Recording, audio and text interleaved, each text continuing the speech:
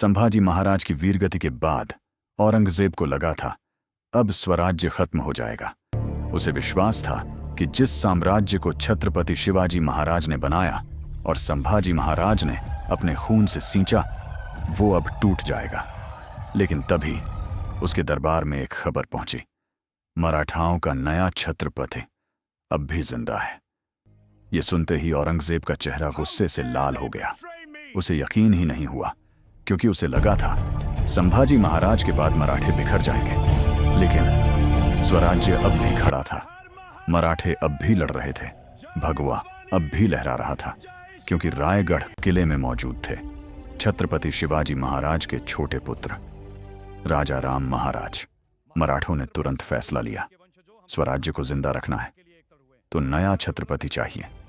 और फिर राजा राम महाराज को मराठा साम्राज्य का नया छत्रपति घोषित किया गया। यह खबर जैसे ही औरंगजेब तक पहुंची, पूरा मुगल दरबार सन्न रह गया। गुस्से में कांपते हुए औरंगजेब अपने सिंहासन से उठा और गरज कर बोला, जब तक मराठाओं का छत्रपति जिंदा है तब तक मुगल सल्तनत कभी चैन से नहीं जी सकती। उसे अब समझ आ चुका था, स्वराज्य सिर्फ एक राजा नहीं, एक ऐसा विचार है जिसे खत्म करना नामुमकिन है। रायगढ़, इसके बाद हम इसे जीतेंगे, औरंगजेब ने दक्कन हमारा अपना पूरा होगा, ध्यान कोई रुकेगा रायगढ़ नहीं। किले की तरफ मोड़ दिया।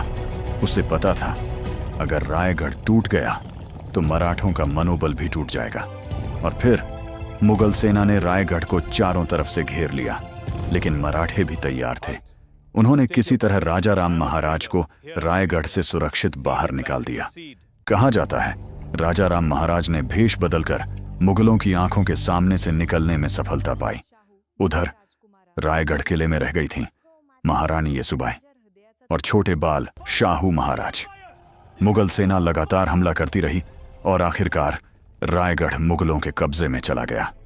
महारानी येसुबाई और बाल शाहू महाराज मुगलों के हाथ लग गए। औरंगजेब को लगा अब स्वराज्य सच में खत्म हो जाएगा। लेकिन वो फिर गलत साबित हुआ, क्योंकि उधर राजा राम महाराज जिंदा थे और दक्कन की पहाड़ियों में हजारों मावले अब भी भगवा लेकर लड़ रहे थे। स्वराज्य अब किसी एक किले में नहीं था, न किसी एक राजा में। अब स्वराज्य हर मराठा के दिल में जल रही एक आग बन चुका था। आगे क्या हुआ? कैसे मराठों ने मुगलों की सबसे बड़ी सेना को सालों तक दक्कन में फंसा कर रखा? कैसे औरंगजेब की पूरी ताकत धीरे धीरे खत्म होने लगी? ये जानने के लिए वीडियो को लाइक करो, चैनल को फॉलो, सब्सक्राइब करो, क्योंकि अगले भाग में स्वराज्य का सबसे खतरनाक पलटवार शुरू होने वाला है।